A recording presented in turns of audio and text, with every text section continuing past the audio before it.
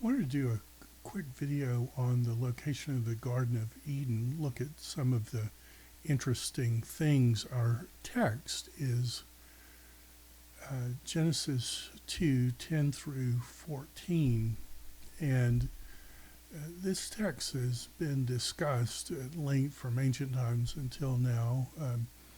If you just type in "where's the Garden of Eden" on YouTube, you'll find lots of different ideas.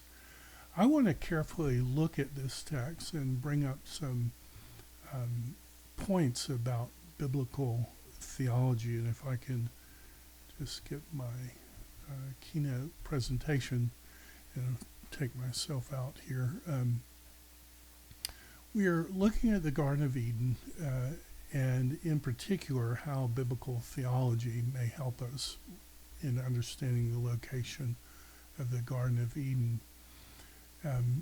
And you know, at the end of the day, it really is what the text says. It's not what a person says or what a majority opinion is. It's what the text says that's important, and that's what we want to look at today. This is a text that Brian College, an anonymous donor, gave this old scroll to us, and what a delight to have and to be able to help students as go through the first year and the second year of Hebrew at Brian.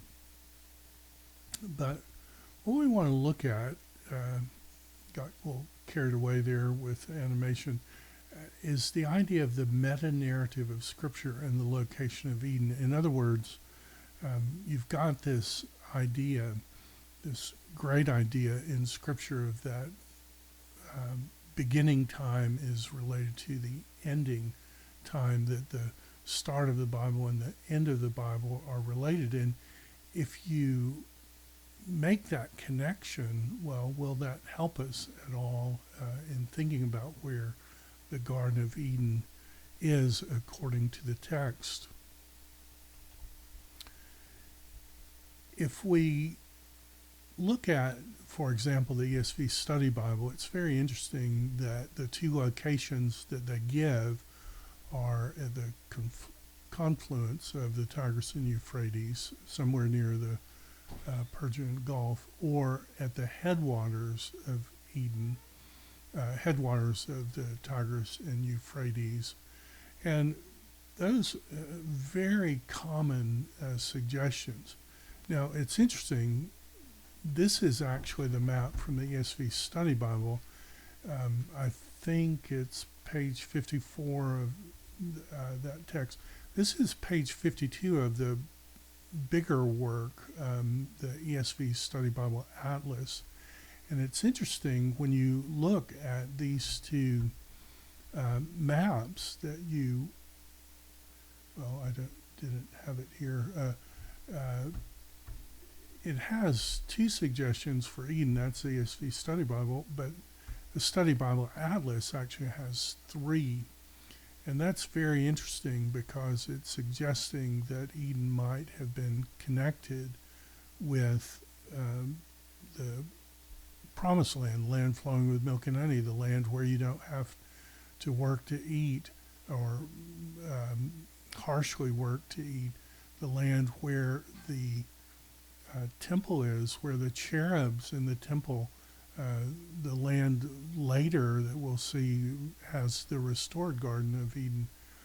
And so the question is, are we to think of these two places that really don't have much meta-narrative importance in the text? People are trying to get away from those areas, and they go into those areas during exile. But the question is this very ancient view of connecting Eden with the land of Israel, is that a possibility in the text? And I think it's more than a possibility when we look at the data. Now, this is from the Anchor Bible Dictionary. It's volume 2, page 979, and we have the idea of a river branching off and becoming four rivers. It goes from the least known to the well known. These have temple ideas: gold, bdellium, onyx. There's gold and onyx in the temple, and manna looks like bdellium, and manna is in the Ark of the Covenant. Of course, the Gihon is what the little stream where Solomon is anointed king. Of course, that's right outside Jerusalem. The problem when you look at the Garden of Eden is when you try to find it on a map today, there's no way to connect Eden with any of those places. But what's interesting is when you start reading in light of a whole Bible biblical theology, the exile from Eden has echoes in Scripture. Adam was disobedient and he was exiled, sent away, and Israel is recapitulating that in many ways. They failed to live up to the covenant, so they're exiled.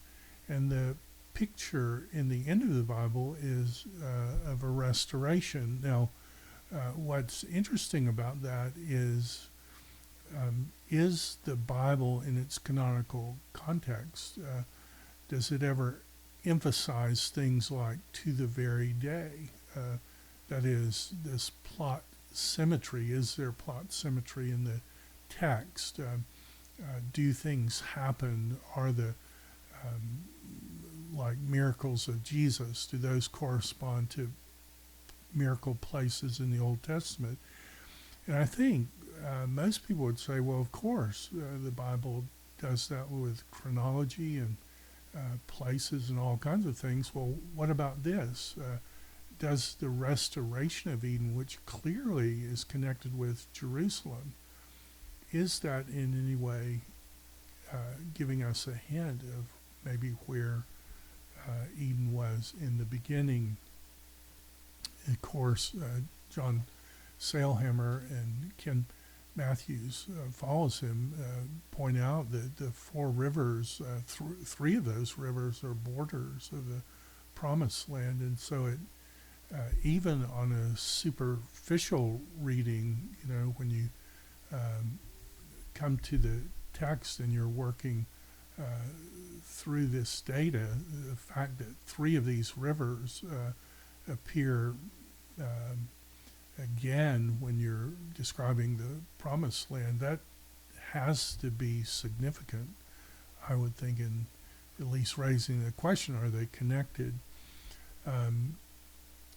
You do have Psalm 46, 4 and 5 that says there is a river whose streams make glad the city of God. And, well, if you've ever been to Jerusalem, you know there's no river there, but David is saying there is a river.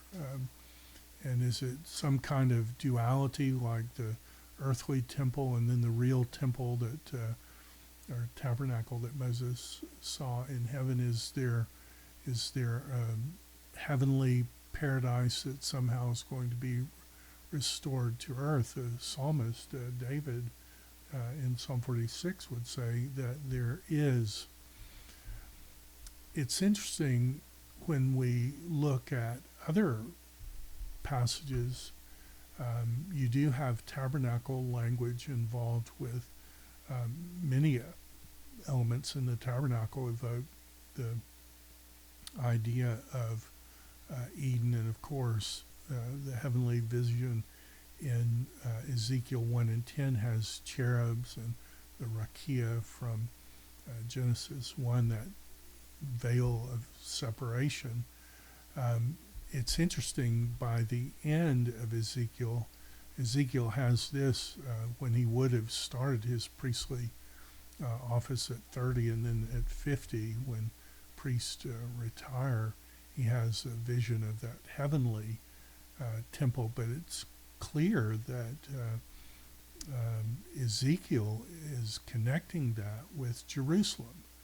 And it's Jerusalem with real earthly associations. The Dead Sea, it talks about the Dead Sea becoming a live sea, but there will still be salt marshes there. There will be fish in that sea. And the idea that Ezekiel is describing that as Edenic language, well, clearly that's the way the rest of the Bible takes it. Zechariah talks about a splitting river. A lot of people say, well, if Jerusalem is somehow connected to Eden, why isn't there a splitting river? Well, Zechariah says in the eschatological consummation that there will be a splitting river, and it will go east and west.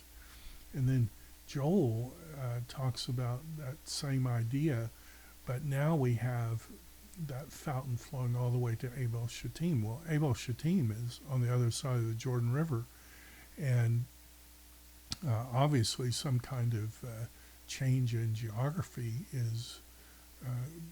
has to happen for waters from Jerusalem to flow down to the Jordan River and then up to make it to Abel Shittim. But the text is saying that. I think I didn't put it on here, but is it Micah 2 that talks about the city of the Lord being raised up? And so the idea that you have a geography change, and of course, go read through the Hebrew text of Zechariah 14 and compare that with the Septuagint. That's clearly some kind of massive geographical change that would happen. And so the idea that Eden will be restored, the question, no one's going to doubt that the restoration is in Jerusalem, but the question is that restoration to a different place, or is it somehow restoring it to where it was